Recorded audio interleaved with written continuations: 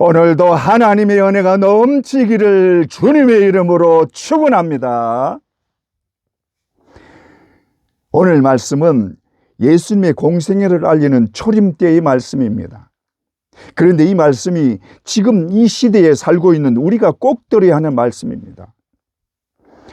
세례 요한은 이사야가 예언한 사람으로 예수님의 길을 예비하는 사람이요 예수님의 등장을 알리는 나팔수의 역할을 한 사람입니다. 요한복음 1장 23절, 이르되 나는 선지자 이사야의 말과 같이 주의 길을 곧게 하라고 광야에서 외치는 자의 소리로다 하니라. 그런데 세례 요한이 등장한 이 시대는 로마가 지배하던 시대로 이스라엘 백성들이 로마로부터 자신들을 해방시켜줄 메시아를 갈망하던 때입니다. 이때 세례 요한이 나타나서 회개를 외치자 사람들이 그를 향해 당신이 오실 메시아냐 하고 묻습니다.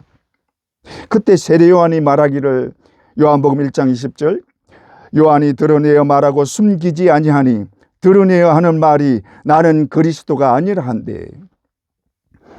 따라서 예수님이 이 땅에 오실 때는 이스라엘 백성들이 자신들을 구원할 메시아를 간절히 기다릴 때입니다.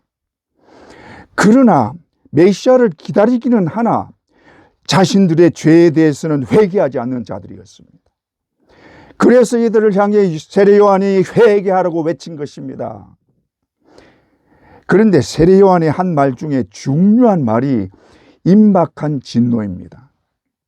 마태복음 3장 7절에 10절, 요한이 많은 바리새인들과 사두개인들이 세례 베푸는 데로 오는 것을 보고 이르되 독사의 자식들아, 누가 너희를 가르쳐 임박한 진노를 피하라 하더냐.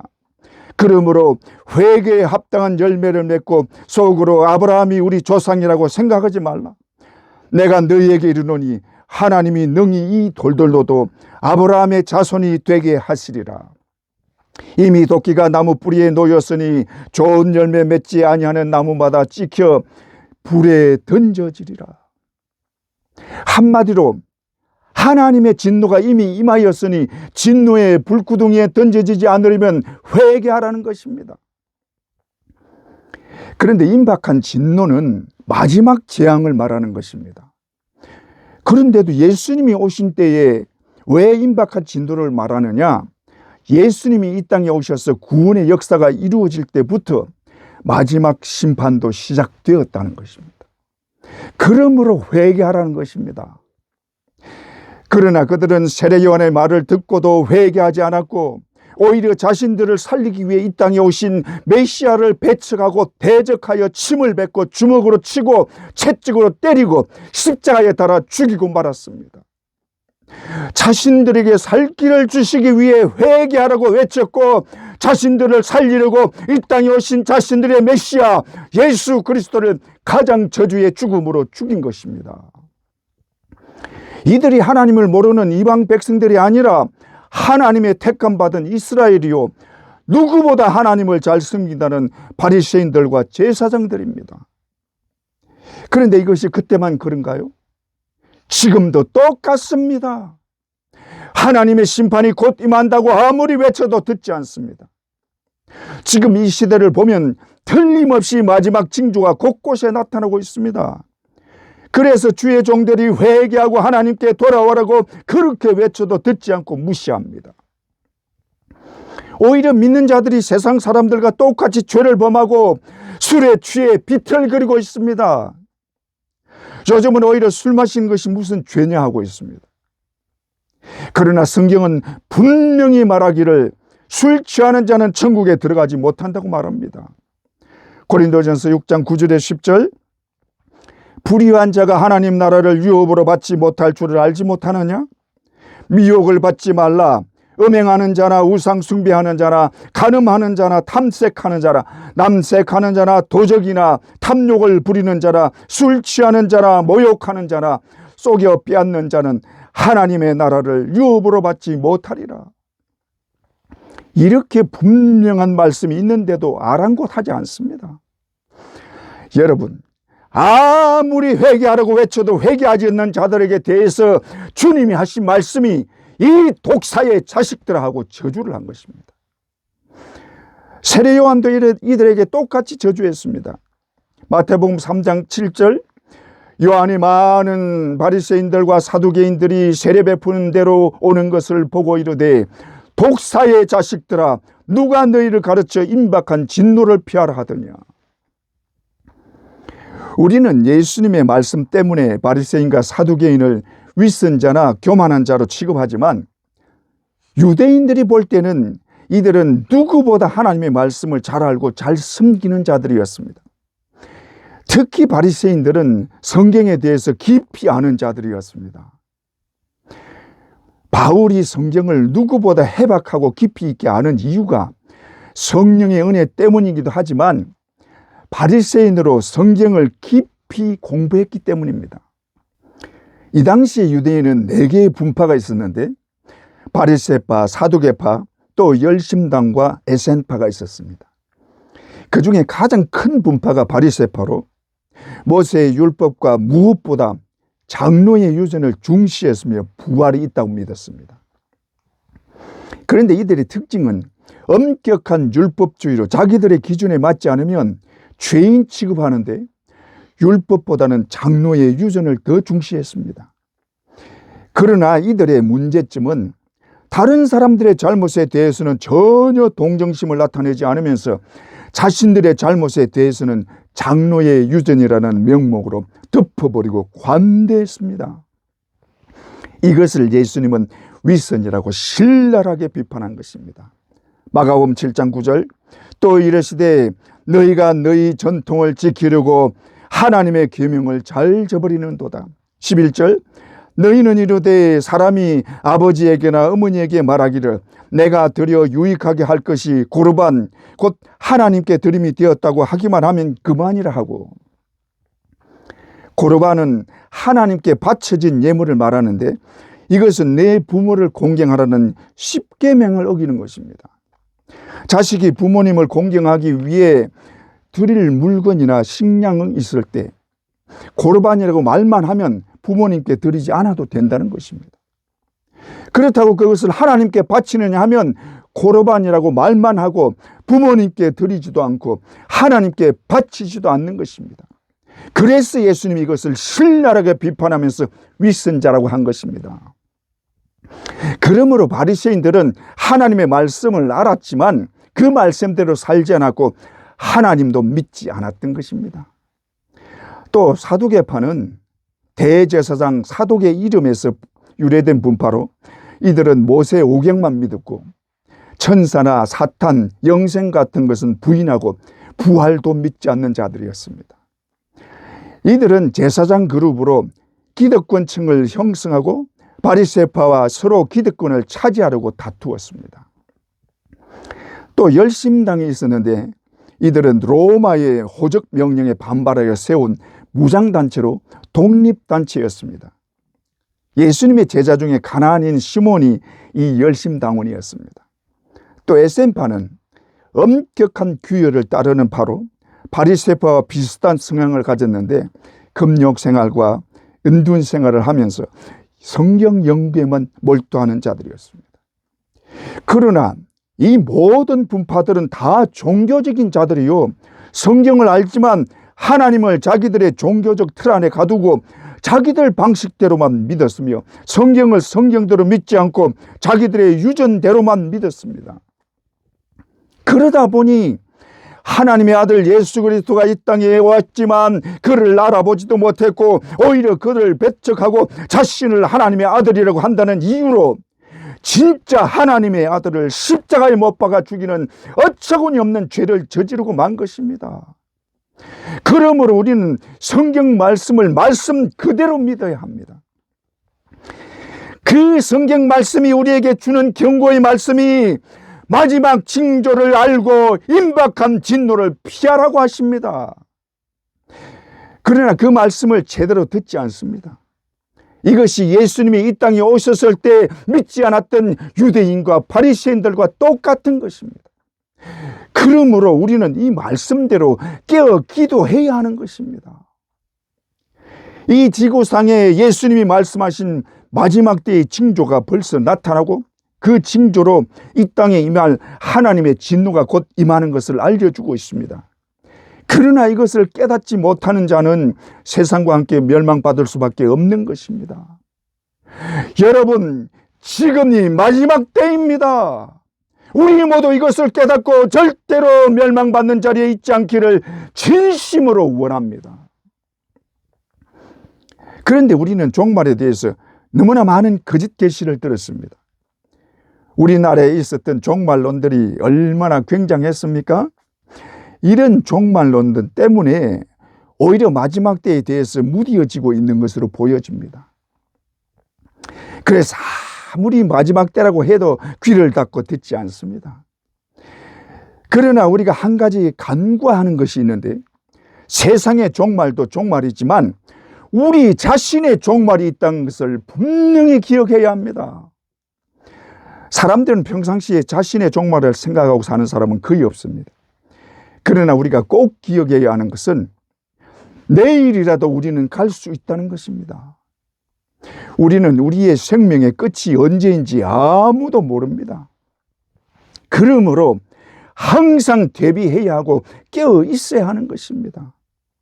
우리는 예수님이 소아시아 7교회에 하신 말씀을 새겨들어야 합니다. 예수님이 7교회에 똑같이 하신 말씀이 귀 있는 자는 성령이 교회들에게 하시는 말씀을 들을지어다. 이 말씀은 들을 귀 있는 자만 듣는다는 말입니다. 그리고 듣는 자만 믿고 구원을 받는 것입니다. 여러분, 우리는 이미 구원을 받은 자들입니다. 아멘입니까?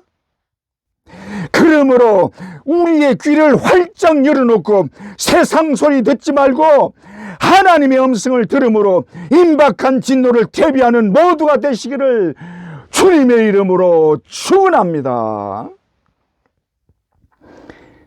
그런데 임박한 진노에 대해서 제대로 좀 살펴보면, 첫째로 임박한 진노는 이미 임하고 있습니다. 마태복음 3장 10절, 이미 도끼가 나무 뿌리에 놓였으니. 우리는 하나님의 진노가 마지막 때에만 나타나는 것으로 생각하지만 하나님의 진노는 이미 임하고 있습니다.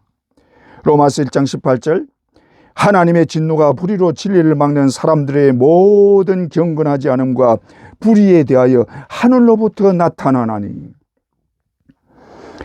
우리는 하나님의 진노가 임한 예를 성경을 통해서 많이 알고 있습니다. 대표적으로 노아 홍수 때입니다. 하나님이 홍수를 내리신 것은 세상의 죄악이 환영했기 때문입니다. 세상의 죄악이 가득했다고 말씀합니다. 창세기 6장 5절에 7절, 여호와께서 사람의 죄악이 가득함과 그의 마음으로 생각하는 모든 계획이 항상 악할 뿐임을 고치고 땅 위에 사람 지으셨음을 한탄하사 마음에 근심하시고 이르시되, 내가 창조한 사람을 내가 지면에서 쓸어버리되 사람으로부터 가축과 기는 것과 공중의 새까지 그리하리니 이는 내가 그것들을 지었음을 한탄함이니라 하시니라. 여기서 보면 하나님의 진노가 나타나서 심판하시는 것은 죄악이 관영하여 더 이상 인내할 수 있는 한계를 넘었을 때인 것입니다. 한마디로 더 이상 희망이 전혀 없을 때입니다. 그런데 노아 홍수 때를 보면 모든 죄를 낱낱이 기록하지는 않았지만 대표적으로 나타난 죄가 음란죄입니다. 창세기 6장 2절, 하나님의 아들들이 사람의 딸들의 아름다움을 보고 자기들이 좋아하는 모든 여자를 아내로 삼는지라. 한마디로 성적 문란을 나타내고 있습니다. 이것은 소돔과 고모라의 심판 때도 대표적으로 나타난 죄입니다. 창세기 18장 5절, 롯을 부르고 그에게 이르되, 오늘 밤에 내게 온 사람들이 어디 있느냐, 이끌어내라, 우리가 상관하리라. 상관한다는 말은 성적 관계를 한다는 것으로 남색을 하겠다는 말입니다. 그러니 그곳에는 이런 성적 문란이 만년에 있었던 것입니다. 그러니 심판을 받을 수밖에 없는 것입니다. 그런데 우리는 하나님의 진노가 심판 때만 나타나는 것으로 생각하지만 개인적으로는 언제든지 나타납니다. 성경에도 그런 예를 많이 볼 수 있습니다.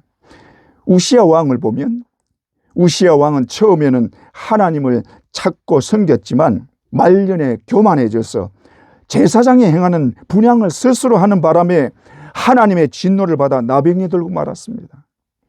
역대하 26장 16절, 그가 강성하여짐에 그의 마음이 교만하여 악을 행하여 그의 하나님 여호와께 범죄하되 곧 여호와의 성전에 들어가서 향단에 분향하려 한지라. 19절, 우시아가 손으로 향로를 잡고 분향하려 하다가 화를 내니 그가 제사장에게 화를 낼 때에 여호와의 전안 향단계 제사장들 앞에서 그의 이마에 나병이 생긴지라.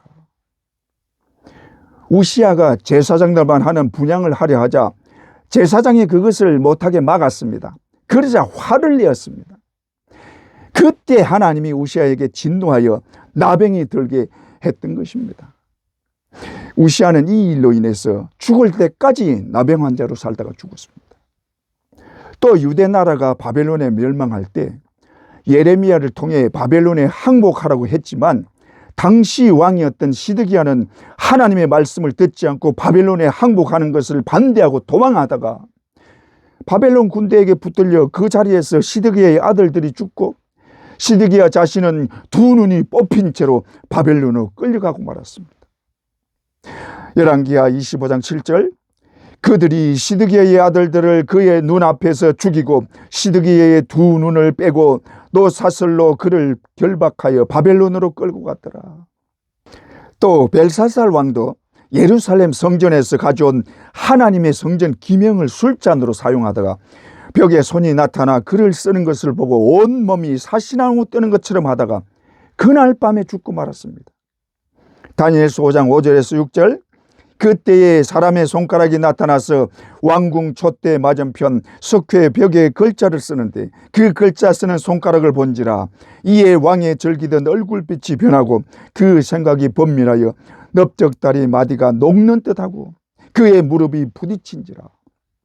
30절, 그날 밤 갈대아 왕 벨사살이 죽임을 당하였고 뿐만 아니라 신약에서 헤롯 왕도 벌레에게 물려 그 자리에서 죽었습니다.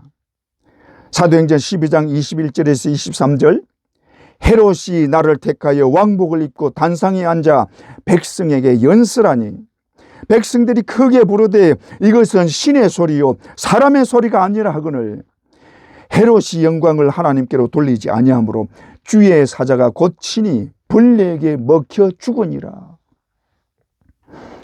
이렇게 하나님의 진노는 지금도 개인에게 언제든지 나타나는 것을 기억하시기 바랍니다. 저는 목사를 비방하다가 그 다음날 죽는 것도 보았습니다. 그러므로 하나님의 진노가 사람들 생각처럼 더디게 오거나 아예 오지 않는다는 생각은 버리시기 바랍니다. 그런데 우리는 악인이 잘 살고 있고 아무런 벌도 받지 않는 것처럼 보일 때 그런 사람에게 제발 좀 벌을 내리지 않는다고 불평할 때가 있습니다. 시편에서도 그것을 말하는데 시편 10편 13절, 어찌하여 악인이 하나님을 멸시하여 그의 마음에 이르기를 주는 감찰하지 아니하리라 하나이까. 15절, 악인의 팔을 꺾으소서. 악한 자의 악을 더 이상 찾아낼 수 없을 때까지 찾아서서.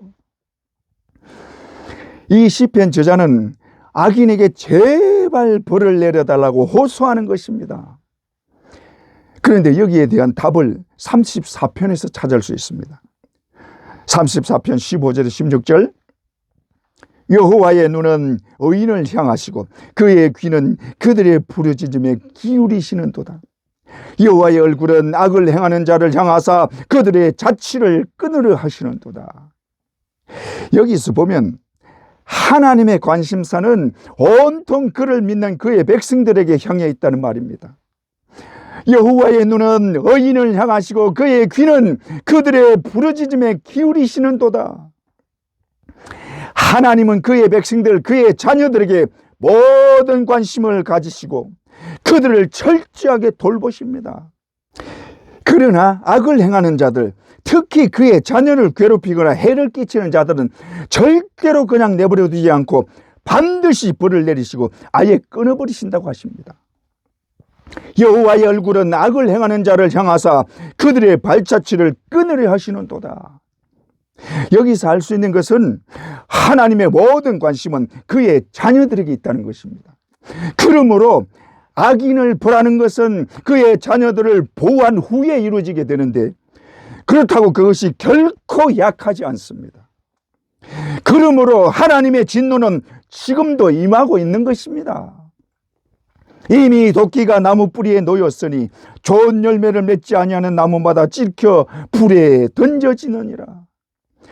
이 말씀이 옛날 로마 시대에 요한에게 주신 말씀이지만, 바로 지금 마지막 징조가 임하고 있는 이 시대에 우리에게 주신 말씀입니다. 여러분, 하나님의 진노가 하늘로부터 바로 지금 쫓아나고 있으며 마지막 진노의 심판이 있을 징조가 우리에게 분명히 보이고 있습니다. 그러므로 우리 믿음의 사람들은 더욱 하나님을 가까이 하고 우리 주 예수 그리스도의 이름을 더욱 굳게 붙잡고 굳건한 믿음에 서야 하는 것입니다.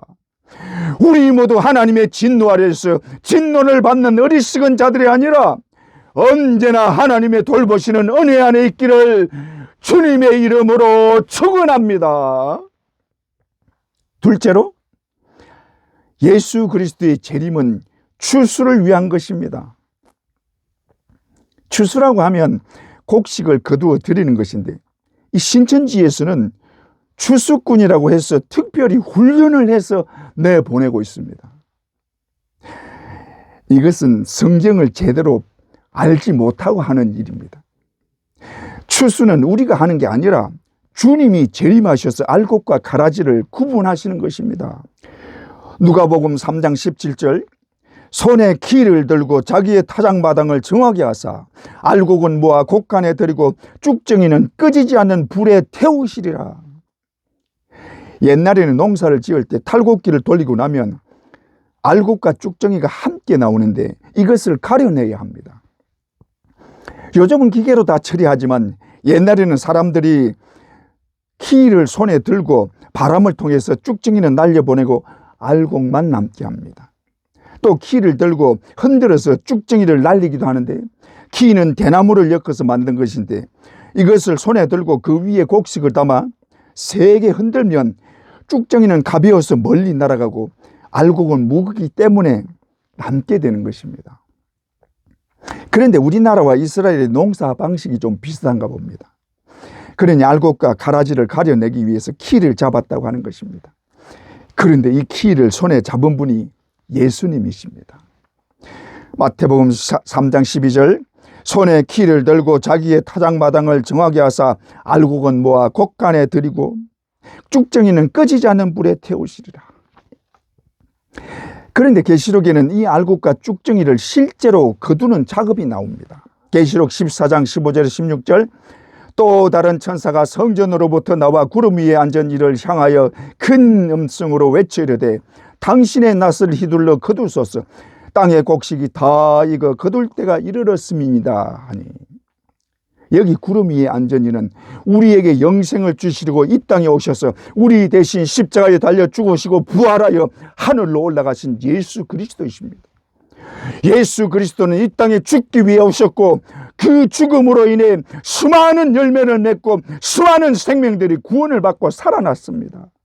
예수 그리스도는 자신의 생명을 내어놓으시면서 자신을 믿으면 죄 사함 받고 영생을 얻는다고 외쳤습니다. 그리고 자신의 생명을 내어놓고 십자가에 달려 피를 흘리고 죽으심으로 우리의 모든 죄를 담당하시고 우리를 속량해 주셨습니다.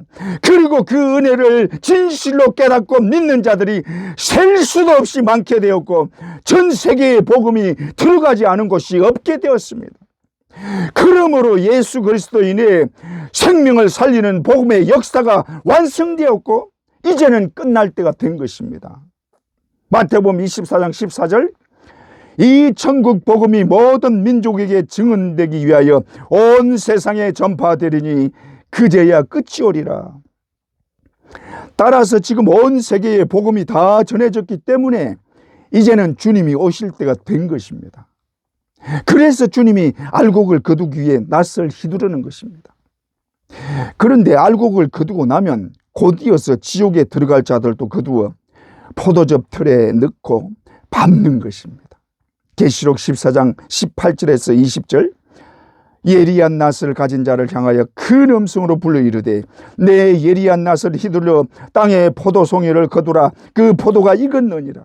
천사가 낫을 휘둘러 땅에 포도를 거두어 하나님의 진노의 큰 포도주 틀에 던짐에 성 밖에서 그 틀이 밟히니 틀에서 피가 나서 말 굴레까지 닿았고 1600 스타디온에 퍼졌더라.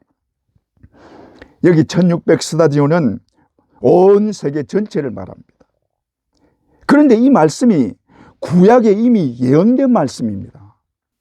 이사야 63장 1절에서 3절 에돔에서 오는 이 누구며 붉은 옷을 입고 보스라에서 오는 이 누구냐?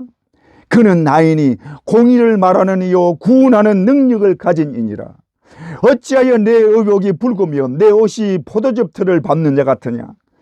내가 노함으로 말미암아 무리를 밟았고 분함으로 말미암아 짓밟았으므로 그들의 서늘이 내 옷에 튀어 내 의복을 다 더럽혔음이니. 또 요엘 3장 12절 13절 내가 거기서 앉아서 사면의 민족들을 다 심판하리로다. 너희는 낫을 쓰라. 곡식이 익었도다. 와서 밟을지어다. 포도주 틀이 가득히 차고 포도주 독이 넘치니 그들의 악이 크미로다. 이 말씀들이 주님의 재림으로 이루어지는 것입니다. 그러므로 마지막에 일어날 심판이 구약에 예언되었다는 것은 하나님의 악에 대해서 얼마나 진노하는 것을 단적으로 보여주는 것입니다. 그 진노의 심판이 이제는 실제로 주님의 재림으로 이루어지게 되는 것입니다. 계시록 19장 11절 16절 또 내가 하늘이 열린 것을 보니 보라 백마와 그것을 탄 자가 있으니 그 이름은 충신과 진실이라. 그가 공의로 심판하며 싸우더라. 그 눈은 불꽃 같고 그 머리에는 많은 관들이 있고 또 피 뿌린 옷을 입었는데 그 이름은 하나님의 말씀이라 칭하더라. 또 친히 하나님 곧 전능하신 이의 맹렬한 진노의 포도주 틀을 밟겠고 그 옷과 그 다리에 이름을 쓴 것이 있으니 만왕의 왕이요 만주의 주라 하였더라. 예수님이 재림하실 때 백마를 타고 오시는데 심판하며 싸우는 모습입니다. 그런데 특이한 것은 피 뿌린 옷을 입었습니다. 이 말씀은 심판을 행하고 저주받은 자들을 포도주 틀에 넣고 밟음으로 그 피가 튀었다는 것입니다. 여러분, 예수 그리스도는 하나님의 아들로 우리의 대속제물로 이 땅에 오셨고 우리를 살리기 위해 십자가에 달려 죽었습니다. 그러나 세상 사람들은 그를 믿지 않았고 오히려 대적했습니다. 자신들을 만드신 창조주가 자신들을 살리기 위해 이 땅에 오셨는데도 모욕과 저주로 침을 뱉었고 채찍으로 때리고 급기야는 십자가에 달아 죽였습니다. 뿐만 아니라 그를 믿는 자들까지 핍박하고 피를 흘리고 죽게 했습니다. 그러니 그 원한이 얼마나 사무쳤겠습니까? 계시록 18장 5절의 6절 그의 죄는 하늘에 사무쳤으며 하나님은 그의 불의한 일을 기억하신지라. 그가 준 그대로 그에게 주고 그의 행위대로 갑절을 갚아주고 그가 섞은 잔에도 갑절이나 섞어 그에게 주라. 예수 그리스도를 죽인 피와 그를 믿는 자들을 죽인 피의 대가를 갑절로 갚아주라는 것입니다. 그야말로 하나님의 진노가 천지를 진동하고 그의 심판이 맹렬한 불같이 일어나는 것입니다. 이것이 예수 그리스도를 십자가에 죽인 대가요 그의 자녀들을 괴롭히고 죽인 대가입니다. 여러분, 하나님의 진노가 이렇게 무서운 것입니다. 얼마나 무서웠으면 그 진노를 보지 않도록 바위를 향하여 자기들 위에 떨어지라고 합니다. 계시록 6장 15절에 17절 땅의 임금들과 왕족들과 장군들과 부자들과 강한 자들과 모든 종과 자유인이 굴과 산들의 바위 틈에 숨어 산들과 바위에게 말하되 우리 위에 떨어져 보좌에 앉으신 이의 얼굴에서와 그 어린 양의 진노에서 우리를 가리라. 그들의 진노의 큰 날이 이르렀으니 누가 능히 서리요 하더라. 여러분, 믿지 않는 자들에게는 마지막 대환란의 재앙과 예수 그리스도의 재림이 진노의 포도즙 틀에 들어가서 밟히고 그 피를 흘리는 심판의 날이 되는 것입니다. 이때 믿지 않는 자들에게는 하나님의 자비하심이나 예수 그리스도의 희생과 사랑은 조금도 없으며 오로지 예수 그리스도와 그의 자녀들의 원수 갚는 일만 있는 것입니다. 그러므로 우리는 절대로 진노의 포도즙 틀에 들어가서 밟히는 신세가 되지 말아야 하는 것입니다. 여러분, 예수님은 이 땅에 만왕의 왕이요 만주의 주로 다시 오십니다. 그때 여러분은 어느 편에 있을 것입니까? 만약에 가라지 편에 서서 있게 된다면 그때 가서 후회하고 슬피우며 이를 갈아봐야 이미 때는 늦습니다. 그러므로 지금 돌아서야 하고 지금 회개해야 하는 것입니다. 고린도후서 6장 2절, 이르시되 내가 은혜 베풀 때에 너에게 듣고 구원의 날에 너를 도왔다 하셨으니 보라 지금은 은혜 받을 만한 때요 보라 지금은 구원의 날이로다. 그러므로 지금 은혜를 받아야 하고 지금 구원 받아야 하는 것입니다. 이때가 지나면 더 이상 기회는 없습니다. 이때가 지나면 영원한 지옥의 고통밖에 없습니다. 지금까지 세상 재미에 빠져서 세상에서 주는 쾌락과 술의 달콤함에 빠져 있었다면 속히 회개하고 돌아와야 합니다. 하나님은 지금도 기회를 주고 계십니다. 그리고 이번이 마지막 기회일지도 모릅니다. 그러므로 이 기회를 놓치지 말고 속히 회개하고 돌아와야 하고, 믿음에 서 있는 자들은 더욱 믿음에 굳게 서서 절대로 흔들리지 않는 믿음이 되도록 깨어 기도해야 하는 것입니다. 믿습니까? 우리 모두 이 마지막에 진실한 믿음을 가짐으로 절대로 하나님의 진노를 받지 않기를 주님의 이름으로 축원합니다. 셋째로, 하나님의 진노가 임하는 대표적인 현상과 주님의 경고입니다. 하나님의 진노가 임하여 심판을 당한 곳을 보면 거의 비슷한 형태를 보이고 있는데, 가장 먼저 보이는 것이 회개를 외치는 하나님의 종들의 등장입니다. 그러나 주의 종들이 부지런히 외치지만 사람들은 죄악 속에 있기 때문에 자신들의 죄가 무엇인지, 얼마나 심각한지를 인식하고 있지를 못하는 것입니다. 그래서 하나님은 그들의 죄가 얼마나 심각하고 무서운지를 알려주고 회개를 촉구하십니다. 노아 홍수 때도 그랬고 이스라엘과 유다가 바벨론의 포로로 잡혀갈 때도 그랬습니다. 노아 홍수 때는 무려 100년 이상을 지냈습니다. 노아는 방주를 지으면서 하나님의 심판을 부지런히 전했습니다. 베드로서 2장 5절, 옛 세상을 용서하지 아니하시고 오직 의를 전파하는 노아와 7 식구를 보존하시고 경건하지 아니하는 자들의 세상에 홍수를 내리셨으며, 그러나 이들은 홍수가 있다는 노아의 말을 아무도 믿지 않았습니다. 사람들은 홍수가 나는 순간까지 먹고 마시고 장가가고 시집가고 했습니다. 누가복음 17장 27절, 노아가 방주에 들어가던 날까지 사람들이 먹고 마시고 장가들고 시집가더니 홍수가 나서 저희를 다 멸하였으며, 노아가 산꼭대기에 방주를 지으면서 홍수가 있다고 100년 동안 외쳐도 아무도 믿지 않았습니다. 어떻게 한 명도 믿는 사람이 없었을까요?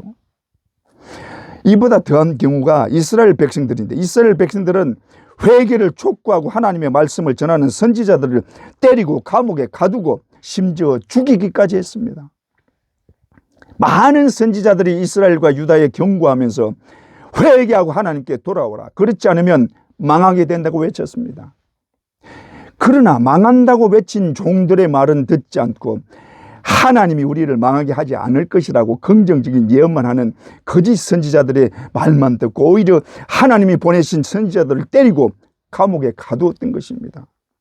그 중에 대표적인 선지자가 예레미야인데, 예레미야 6장 8절, 예루살렘아 너는 훈계를 받아라. 그리하지 아니하면 내 마음이 너를 싫어하고 너를 황폐하게 하여 주민이 없는 땅으로 만들리라.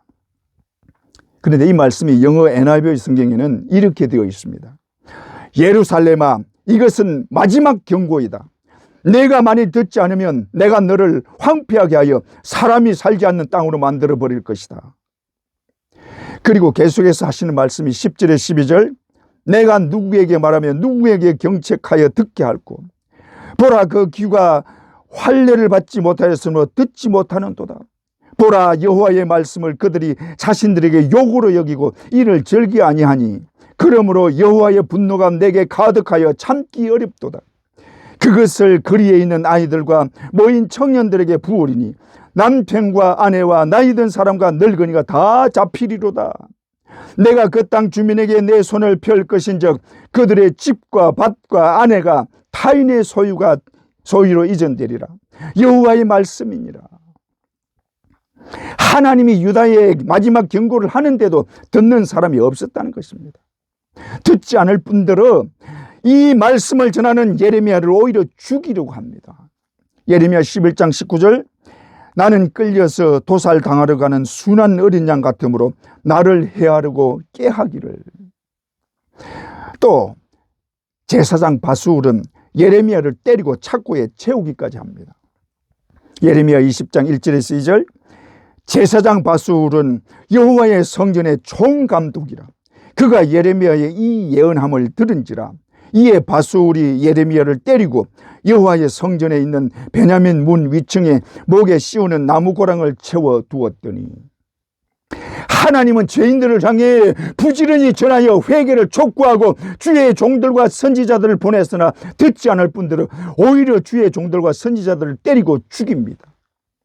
여러분, 지금까지 회개의 복음을 전하다가 죽은 주의 종들이 얼마나 많습니까? 자신들을 살리고 자신들에게 생명을 주기 위해 목숨을 내놓고 전하는 자들의 말을 무시하고 배척하고 때리고 죽이는 것입니다. 심지어 자신들의 창조주요 하나님의 아들인 예수 그리스도가 직접 이 땅에 와서 생명의 복음을 전하고 외쳐도 듣지 않았고 오히려 채찍으로 때리고 멸시했으며 결국 십자가에 못 박아 죽이고 말았습니다. 자신들을 살리려는 자를 오히려 죽이는 어처구니 없는 일을 저지른 것입니다. 그런데 하나님의 말씀을 듣지 않고 하나님의 진노를 내릴 수밖에 없는 죄악은 이 시대에 이르러 극에 달해 있습니다. 지금은 죄악의 극에 달해 소돔과 고모라와 같은 시대가 되고 말았습니다. 소돔과 고모라가 멸망할 때 대표적인 죄가 성적문란입니다. 성적문란은 모든 죄가 관영할 때 나타나는 마지막 현상입니다. 하나님의 진노가 임할 때 나타나는 죄가 성적문란인데, 특히 동성애가 극도로 나타날 때 진노가 임하는 것입니다. 로마서 1장 27절, 그와 같이 남자들도 순리대로 여자 쓰기를 부리고 서로 향하여 음욕이 부릴 듯하며 남자가 남자와 더불어 부끄러운 일을 행하며 그들의 그릇 때문에 상당한 보응을 그들 자신이 받았느니라. 지금 세계 곳곳에 동성결혼이 합법화되고 동성애가 아무렇지 않게 받아들여지고 있습니다. 심지어 동성결혼을 반대하는 목사는 교회에서 쫓겨나는 곳도 있습니다. 그러므로 지금 당장 이 지구에 소돔과 고모라처럼 유황불이 쏟아져도 조금도 이상하지 않은 것입니다. 뿐만 아니라 이미 심판의 징조가 나타나고 있는 것을 우리는 보고 있습니다. 마태복음 24장 7절, 민족이 민족을, 나라가 나라를 대적하여 일어나겠고 곳곳에 지진과 기근이 있으리니. 24절, 거짓 그리스도들과 거짓 선지자들이 일어나 큰 표적과 기사를 보여 할 수만 있으면 택하신 자들을 미혹하리라. 지금 세상을 보면 전쟁은 쉽게 끝나지 않고 더 크게 번져가고 있습니다. 전쟁뿐입니까? 세계 곳곳에 지진과 태풍으로 엄청난 피해가 있습니다. 조만간에 일본에 엄청난 지진이 온다고 야단입니다. 만약에 엄청난 지진이 일어나면 그것이 기폭제가 되어 더 큰 지진들이 계속해서 일어날 것입니다. 그뿐 아니라 우리의 신앙을 송두리째 흔드는 거짓 복음이나 온갖 잘못된 말씀들이 정신을 차릴 수 없게 만들고 있습니다. 이것이 계시록에 나오는 대환란의 시작이 아니라고 할 수 있습니까? 이 세상의 죄악된 모습을 보면 더 이상 하나님이 참고 기다릴 이유가 없는 것 같습니다. 그러므로 우리는 이 시대를 제대로 볼 줄 알아야 하고 마지막 때의 징조를 깨달을 수 있어야 합니다. 지금은 하나님의 진노가 임박한 때요, 이 세상을 심판할 때가 된 것입니다.